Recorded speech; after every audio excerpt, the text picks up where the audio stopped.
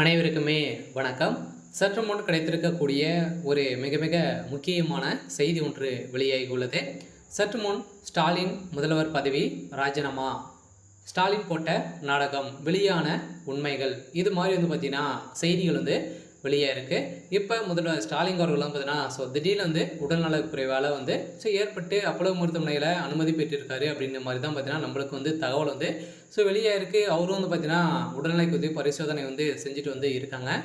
இந்த நிலையில் பார்த்தீங்கன்னா அதிரடியாக உண்மையாகவே முதல்வர் ஸ்டாலின் அவர்களுக்கு உடல்நிலை குறை ஏற்படவே இல்லை. இவர் ஒரு மிகப்பெரிய நாடகம் திமுக போட்டிருக்காங்க அப்படின்றது தான் பார்த்தீங்கன்னா இப்போ ஒரு மறைமுகமான தகவல் வெளியாகி வருது. இந்த நிலையில் பார்த்தீங்கன்னா இப்போ அதிரடியாக முதல்வர் ஸ்டாலின் அவர்கள் போட்ட நாடகம் இப்போ ஒரு வீடியோ வெளியாகி இருக்குது. இந்த வீடியோவின் அடிப்படையில் தான் இப்போ உண்மைகள்லாம் வெளியே இருக்குது. இப்போ முதல்வர் ஸ்டாலின் அவர்கள் மருத்துவமனைக்குள்ளே இருந்தே பார்த்தீங்கன்னா அனைத்து அறிக்கைக்கும் கையெழுத்து இடுறாரு. அதே மாதிரி நிறைய காணொலி மூலமாக மக்களை சந்தித்து இவர் பேசி இது மாதிரியெல்லாம் பார்த்தீங்கன்னா ஏசி ரூமில் உட்காந்துக்கிட்டு நல்லா ஜாலியாகவே பார்த்தீங்கன்னா அவர் நல்லா வேலை செஞ்சுட்டு இருக்காரு. இந்த நிலையில் அவர் ஒரு மிகப்பெரிய நாடகம் போட்டுருக்காரு. இந்த நாடகம் எதற்காக அப்படின்னு பார்த்தீங்கன்னா பார்த்தீங்கன்னா ஏற்கனவே தெரியும் அனைவருக்குமே ஒரு மிகப்பெரிய ஊழல் ஆட்சியாக தான் தமிழகத்தில் நடந்துட்டு இருக்கு. இதில் முக்கிய ஊழல் ஆட்சியாக பார்த்தீங்கன்னா டாஸ்மாக் உடைய நிறுவனத்தில் நடந்த ரைடின் அடிப்படையில் திமுகவுடைய தலைமையகம் வசமாக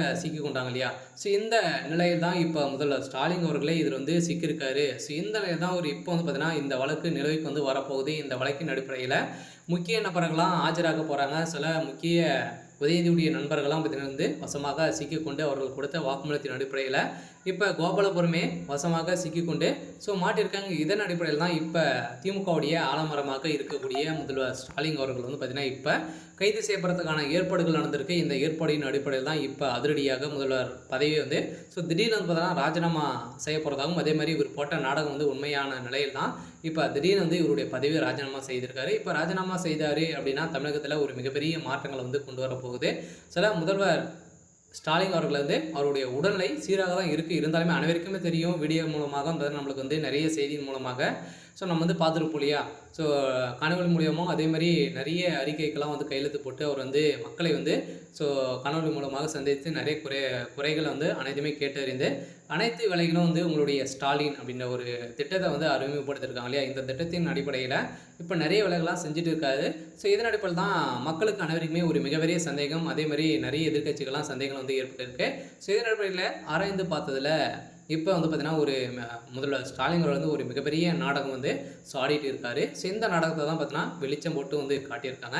இதன் அடிப்படையில் ஜனாதிபதி போட்ட உத்தரவின் அடிப்படையில் இப்போ தமிழகத்தில் முதல்வராக இருக்கக்கூடிய தகுதிகள் முதல்வர் ஸ்டாலின் அவர்களுக்கு இல்லை அப்படின்னு